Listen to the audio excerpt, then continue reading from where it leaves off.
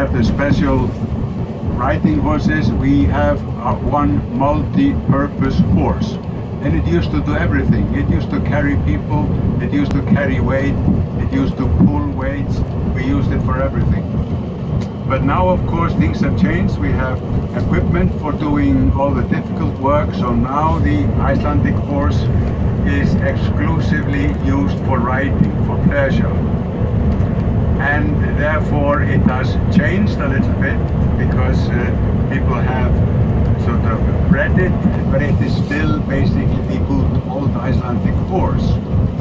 And what does a good Icelandic horse mean? It means that it has, or Icelandic horses are either 4 or 5 gated, as it's called. Gate is a particular type of walk. So one gait is just walking slowly. Second gait is galloping. Third gait is trotting. And then the fourth gait is something we call tunt, which is rather special for the Icelandic horse.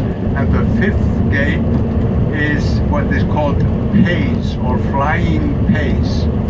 Now, I will not talk more about the walk or the gallop or the trot. This is what you see on television all the time.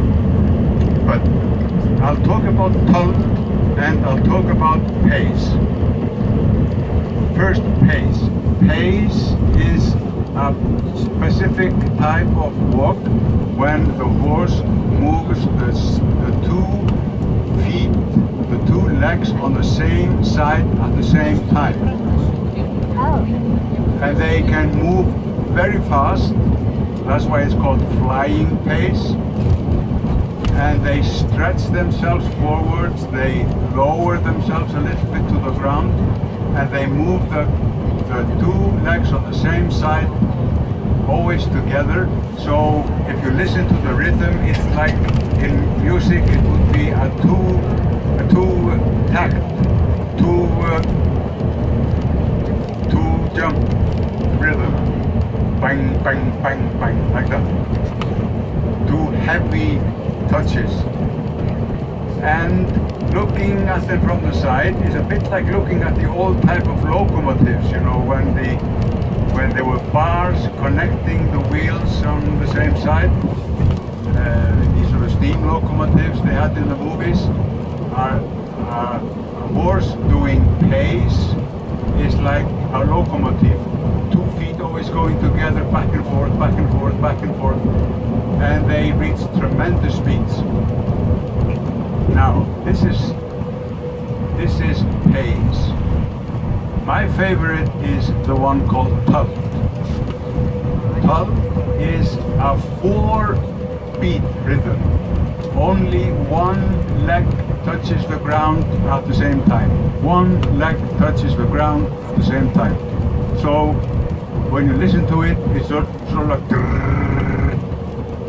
4 feet. They go very fast. They don't lower themselves like they do in pace. They raise themselves. The back is raised up. The back end and the fore end are sort of drawn together, so the horse collects itself, and it's incredibly soft. And now I'm telling you the honest truth. You can drink from a glass full of the best cognac in the world, going full speed on a Talter, and you won't miss a drop. And all horse owners say it, and it's sort of a cliche, but I testify it is truth. I had one like that, and it's like sort of when you have owned a Jaguar. In terms of cars, you don't really feel like driving another type of car. It's a bit the same thing with a horse. When you've owned a good tult horse, you don't want another one. My last one is actually buried in the hills on our right. I'll point to the farm when we pass it. It's a farm called Útklíti.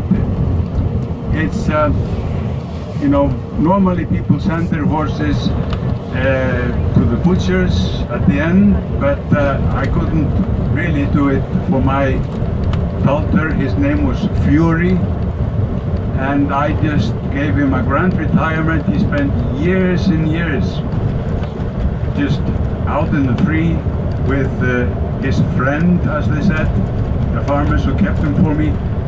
And then these two horses, they were buried together.